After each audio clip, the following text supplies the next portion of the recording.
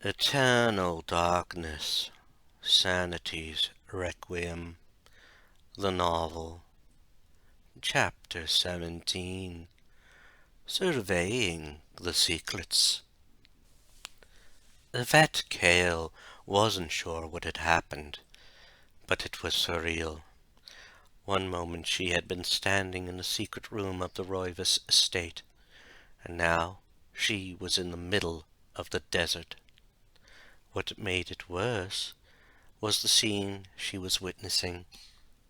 Something was happening at the top of a large wooden column. She could see that people were being pushed into the column, and in the line she could see Roberto Bianchi. She felt sorry for the man as he was brought closer to the front of the line. It was then that she saw who was presiding over the horrible ceremony. She wasn't sure how others saw him, but she saw his horrific skeletal form, as well as the ancient Roman armor he wore. Soon she heard Pius Augustus's voice clear as day, which meant he must have amplified his voice by some unholy means. However, what frightened her more than his voice were his words. "I am the scourge of God." Those words alone sent a chill through her body. She wasn't overly religious, but she was aware there was something watching over the world. Even though she had seen the minions of Zelatoth most of her life, there had been times she had seen angels as well. She started to wonder where those angels were when she saw Pius push Roberto Bianchi into the column. In that moment she knew his life was over. She wondered if he died when he reached the bottom of the column, or if his agony was prolonged. She stopped wondering when Pius looked right at her. She started to back away the longer he stared at her. Soon she heard him say, "I haven't forgotten about you and your husband. This time, you won't be able to see through my magic." Yvette was scared and tried to turn and run. However, just as she was about to turn, the scene dissolved. It meant that this vision would be ending. What had been unnerving about those visions was that she was always in two places at once. She wondered if it was like an out-of-body experience, but she never thought they could transcend time. When the world reformed, she felt disoriented. She had expected to be in the secret study of the Roivas estate. However, as she looked around, she saw a classroom. It didn't make any sense to be in a classroom now. She glanced over at one of the windows, which was at the right angle for her to see her reflection, and she gasped. Her red flowing hair was now in spikes. Her fair skin was now red, like she had a bad case of sunburn. Even her outfit had changed. Before, her outfit was casual, a light-colored blouse and blue jeans. And now it was all black and looked like leather straps covering almost every inch of her body. The worst part was her hands. They had gone from her lovely, delicate hands to those of long, taloned claws. She then realized what she was looking at. Somehow, Pius had transformed her into that of Penance, a character from the one comic book she had read. Her father had gotten them for her, saying that something about the character reminded him of her. She had to admit she did admire and feel sorry for the girl. Now she was the girl. It couldn't be. She was married, and her father was a world-renowned archaeologist. She wasn't a character in a comic book she had read. This was an illusion. She was really in the Roivas mansion. She closed her eyes, knowing the second she opened them, she would see the secret study. Unfortunately, she didn't see that when she opened her eyes. What she now saw scared her even more. It was a man with scarred gray skin. His hair was in dreadlocks, and he wore some sort of armor and a respirator. What scared her most were the hands. On each hand was a circular maw. It quickly hit her who he was. He was M-Plate, and she knew he was after her. He was even closing in on her. She let fear take over, and she ran for the room door, narrowly avoiding his grasp. She quickly ran away from the classroom, running down hall after hall. As she ran, she glanced back, seeing that M-Plate was following her. She also saw the marks the claws made as she ran. If it was an illusion, she wouldn't have made those marks. Maybe this was real, and the life she knew had been the illusion. It would make sense if she was this character. She would fantasize about a better life. She thought about this even more as she ran up the stairs. She wasn't sure why she was running up the stairs, but she felt it was safe up here. She glanced down the steps, hoping her pursuer had given up the chase, but she saw he hadn't. She quickly ran through the door and turned right in the hallway. As she ran, she noticed something. It still looked like a school hall, but there was something different. There was a bust that looked like a Julius Caesar or some Roman Empire. She looked at it and noticed it was following her movements. She continued running, remembering the odd statue from the Roivas estate. She turned 2 more times and entered what appeared to be a bathroom. As she moved into it, she looked in a mirror and saw her face as it normally appeared. That fast she realized it was an illusion. Pius must have done it to her, knowing it would weaken her if it continued for too long. Now all she had to do was end the illusion somehow, and there was only one way she could think of. She turned towards the bathroom door and froze, seeing M-Plate standing right in the door. She quickly put the fear aside, knowing he couldn't hurt her. She felt more determined when she heard him say, "Nowhere to run, Penance, and that little boyfriend of yours can't help you now." She started to walk towards the figure and just said, "You can't hurt me. You aren't even real. If you were real, you'd know that boyfriend is my husband. This place isn't even real. I know where I really am. Not a school in Massachusetts, but an estate in Rhode Island. I'm not a student in an American school. I'm a British citizen, visiting here with my husband." She watched as the being, as it didn't move, and walked right into it. As she walked, the being disappeared, as well as the school illusion. Soon she was walking into the master bedroom in the Roivas estate. It had ended. She walked over to the bed and sat down. She thought about everything that had happened, and a terrible thought crossed her mind. She couldn't have been the only one to suffer a powerful illusion, and she knew that her husband, Richard Gale, and Alexandra Roivas would not be able to break their illusions, not without her help.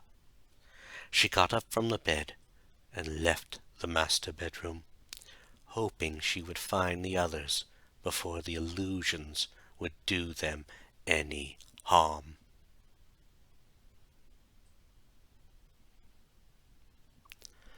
Alexandra Roivas looked up from the book the moment she had finished reading, expecting to find both Richard and Yvette Gale standing before her.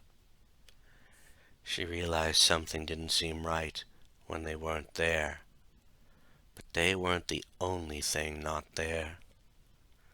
The secret study in the Roivas estate had disappeared as well. In fact, the whole building was gone, and she was sitting on a bench on what appeared to be a deserted street.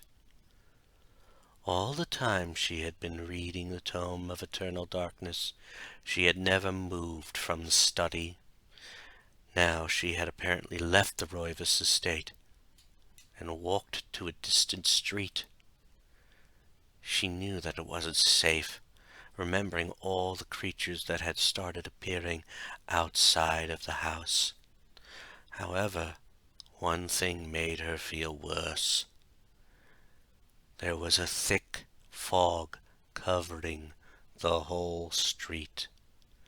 She could barely even see the buildings on the street. She then glanced down at her lap, hoping that she could turn a page in the tome and find a way back to the estate in it. However, she realized this only made her situation worse. All she saw was her legs in the black pants she had been wearing the whole time since the Gales had arrived. That meant the tome had disappeared. She checked alongside of her and realized the Gladius was gone as well. She was alone on a foggy street in her black tank top and pants, and no idea where she was. Her attention was finally drawn by the sound of someone approaching. She glanced up and looked towards her left, seeing a figure slowly moving towards her in the fog. She got up and called out, "Richard? Yvette, is that you?" As the figure approached, she heard the sound of metal scraping along the street. Something about that sound made her worry. If it was Richard, he wouldn't let his sword do that. But if it was Yvette, she wouldn't be carrying a sword. Finally, the figure started to appear through the fog, and fright filled her soul. The figure was tall, and it could have been due to the fog, but he appeared to have gray skin. In his hand was a large blade, which made the gladius that was now missing look small. His clothing looked drab, but even in the fog, she could tell there was a hint of purple in it. The most frightening thing she noticed when the figure stopped and looked right at her. In that brief moment she saw its face. It initially appeared disfigured, but while their eyes were locked, she noticed that the face was literally an amalgamation of hers, Richard's, and Yvette's. Bits and pieces of their own faces had seemingly merged together in a horrific way on the figure's face. She quickly realized how much danger she was in when the figure roared. Before it could even take one step, she bolted in the opposite direction. There was no way she could fight that thing without the gladius, and without the magic that came from holding the tome. She had no protection. As she ran, she heard the figure moving behind her, but the scrapes of its blade on the ground fading made her realize that she was getting away from it. She finally reached an intersection where her road branched off to her right, and she glanced down both paths. She didn't want to head back, knowing the figure was still following her. She wasn't sure which way she should head, knowing that a dead end would really mean a dead end if the figure caught her. Now she needed some way of knowing which way to run. She felt a brief wave of relief cross over her face as the figure started to come towards her. There was no scraping of metal as it approached, but she could see it was carrying a sword. Her first thought was that she had somehow found Richard Cale, but as the figure neared through the fog, she realized she was wrong. Instead of the British man who had been only a few years older than her, she saw a man who appeared to be dressed in a smock of some sort. However, what filled her with dread when she saw the man was the fact that his head was encased in a pyramid-like helmet. She didn't wait for the figure to get any nearer, and ran down the street on her right. As she ran, she didn't glance back, hoping that neither of these two new figures were following her. She had a feeling that if either of them had grabbed her, her life would be over. She wasn't ready for that, not until she truly knew what had happened to her grandfather. She also had a feeling that if she died, it would mean the end of the world. Her family had been working at this for centuries, as she had been finding out, but still all the pieces weren't together on how she could stop the coming danger. She slowed down when she neared a four-way intersection. She had to catch her breath, and she had to escape this nightmare. As she stood there, she finally saw a sign in front of her. She moved towards it and was stunned. All the sign had on it was, "Welcome to Silent Hill." However, what was more stunning was the large chasm that was just past the sign. That meant that heading in that direction was out of the question. While she stared at the chasm, she turned around when she heard the sound of scraping metal behind her. The menacing figure with the face was coming towards her. She glanced back at the sign, and then to her left and right. On the right was a hill, and she could see a figure at the top of the hill. However, on her left was a level road.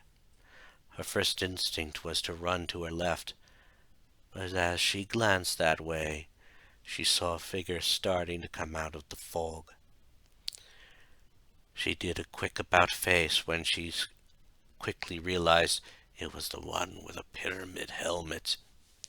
She didn't even need to see any more than the general shape of the helmet's top. She started to run up the hill. She realized she had made the right choice as the figure held out a hand, and she heard Yvette's voice say, "Alexandra, it's me. Take my hand." When she grasped the figure's hand, she noticed the fog had gone. She wasn't climbing a hill, but the stairs leading to the upper level of the Roivas estate. The town was gone, but replaced by the Roivas estate. She looked at the redhead and said, "What happened? All of a sudden I was in this town called Silent Hill, being chased by two figures. I don't know if they were working together or not, but they seemed to be hunting me." As they started to go back downstairs, she heard Yvette say, "It was an illusion. I think we are getting closer to stopping Pies, and he's ancient, so he's trying to stop us with these illusions. He had me thinking I was a character in a comic book." As they made their way through the library and to the secret study, Alexandra looked around and said, "What about your husband?" Richard Cale still hadn't shown up, But if they had been stuck in an illusion, maybe he was stuck in one as well. When they entered the secret study, she heard Yvette say, "I was hoping he was in here." But he had started in here. She watched as Yvette walked over and picked up her husband's sword. She was also relieved to see that the tome was in the study. When that had happened, Alexandra had froze. She could have sworn she heard rocks crumbling. She held up her hand and said, "Did you hear that?" She saw Yvette was puzzled, and then stepped forward. As she reached the far end of the study, she saw a sketching of a pillar. The crumbling sound seemed louder here. She touched the framed sketch and saw a page appear from behind it. It was the next chapter. She grabbed it and turned towards Yvette. "I found the next chapter." She realized that Yvette hadn't heard her.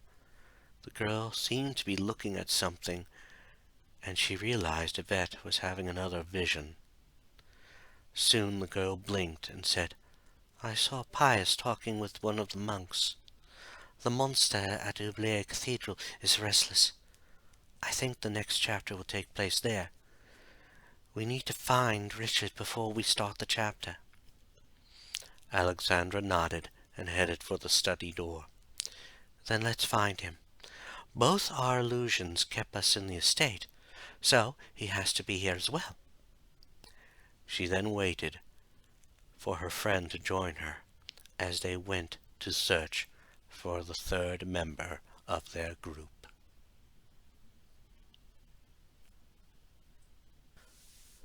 Richard Kale looked around the room he was now in and knew something was wrong. He had expected to be back in the Roivas estate. However, he wasn't there. The room he was in had all sorts of statues and other items on display. He looked around for a moment, startled, and realized something wasn't right. He then noticed that something was missing. He held up his left hand and realized his sword was missing. He didn't remember letting it go, and he wasn't about to give it up. It was a family heirloom, and had also been serving him well against the minions of Xelatoth. He also noticed his ring finger was bare. He had started to worry that he had lost his wedding ring. Ever since the wedding to Yvette, he wore it on his left hand. His thoughts and fears were cut short when he felt a hand on his shoulder, but they quickly returned when an unfamiliar voice said, "Rich, are you all right? You looked like you spaced out for a moment." He turned to see two individuals that he didn't know. The one that touched him was a boy of African background. The boy was dressed as a typical teenager, but that was expected since Richard could tell the boy was in his mid to late teens. The man behind the teenager was older, possibly late 50s to early 60s. The man was also dressed in a seersucker suit and wearing a straw pork pie hat. He didn't recognize either of them and looked at them a bit leery. He wasn't sure what he should do now. However, he was startled when the older man said, "Richard, can you hear me? You spaced out for a moment when you saw your reflection in the case. I guess you were surprised to see yourself back to normal after catching the waxing soupy in the witch doctor display." He shook his head for a moment. He didn't feel disoriented, but something didn't seem right. Was it possible that during his return to the present he suffered a blink attack? If that was the case, it didn't fully explain why he was in this strange place. He still wasn't sure he didn't recognize the two people with him now. It had to be an illusion. He then glanced in the case and saw his reflection in the glass. He was shocked to see that he appeared to be a teenager again. That would explain the lack of a wedding ring. But he remembered his wedding. Or had that been a dream? It was starting to seem so confusing. And what was an exupi? It sounded similar to one of the ancients. He looked at the two others now with him and said, "Is that anything like Zelatoth?" He didn't know why, but it was difficult for him to remember the name of Pius's ancient now. He noticed the two people looked at him like he was crazy for a moment. Then the man in the seersucker suit said, "Rich, that sounds like something out of a Lovecraft story. You should be glad that stuff doesn't exist. The stuff we've seen so far in this museum that Professor Windlenot had made is eerie enough." He glanced from the man to the teen of African descent. The boy just shrugged. "Rich, you need to calm down. We still need to find out what else is here, catch the other Exupi, and get out. You are the one who knows more about the Windlenot Museum. What can you tell us that can help us?" He started to pace back and forth in the room. It didn't make sense to him at all. He had once heard about a so-called museum in the States. It had been from a friend of his father. He couldn't remember the exact name, but he did remember his father's friend's name, first name being something like Jeff. Any more about it, he couldn't remember. What was happening to him? He then heard one of the two people say to him, "Rich, what's wrong?" He glanced at the two. He needed to find out if this was real, or if it was just an illusion. He thought for a moment and decided to ask the one question that he hoped he could get an answer to. "Where is Yvette and Alexandra? I'm sure they were both with me." He watched as the man in the suit said, "Alexandra? Who's she? I know you've mentioned Yvette a few times this evening." He then saw the boy of African descent looking at him. "Yvette's at home. You told us that her Uncle Ron was visiting. And who the hell is Alexandra? I thought you and Yvette were an item." Richard started to pace again. "Yvette and I are an item. We're married. Alexandra is a friend of ours." He heard the teen say, "You wish you were married. I think you better rest for a moment. Maybe all this lack of sleep is making you delusional." He started to nod in agreement. It had to be that. He couldn't remember the last time he slept. Maybe everything that had happened was a delusion. He turned to face the two, and then looked up. On the wall above a statue of Janus, a god of beginnings and endings, was a picture he had seen in the music room of the Roivas estate. It was the circle, detailing how the ancients had a cyclical relationship. He froze for a moment and started to wonder what was real. Soon he felt a hand on his shoulder again. He slowly turned his head and was relieved to see his wife standing next to him. He quickly turned and embraced her as she said, "We thought you were stuck in an illusion. Both Alexandra and I had one as well." He held Yvette for a moment longer, making sure to himself that she was real. It was the only real assurance he needed. He then felt tears of joy running down his face, glad that the illusion was over. You won't believe what I almost believed. He then glanced back and saw Alexandra standing there. From the look on her face, he was sure she had seen a disturbing illusion as well. Finally, he heard Yvette say, "You can tell us later, hon. Right now, we need to get back to the study. We found your sword in there, as well as the next chapter." He nodded and started to follow the two ladies as they headed back to the room. As they walked, he wondered what illusion they each had. He looked at his wife and wondered what hers might have been. Had she imagined herself back in the times of knights and wizards? Had she maybe put herself in one of the comics her father had sent her? He looked over at Alexandra and wondered what her illusion might have been. Had she imagined herself back in this place when her grandfather was alive? Maybe she had thought she was in a quiet city, like that one in the Commonwealth of Pennsylvania. Badger City was the name, or at least it was like that. As they entered the hallway to the secret study, Richard remembered what he had asked in the illusion. "Hey, which one is Pius's ancient?" He wasn't stunned when both ladies said, "Chaturga."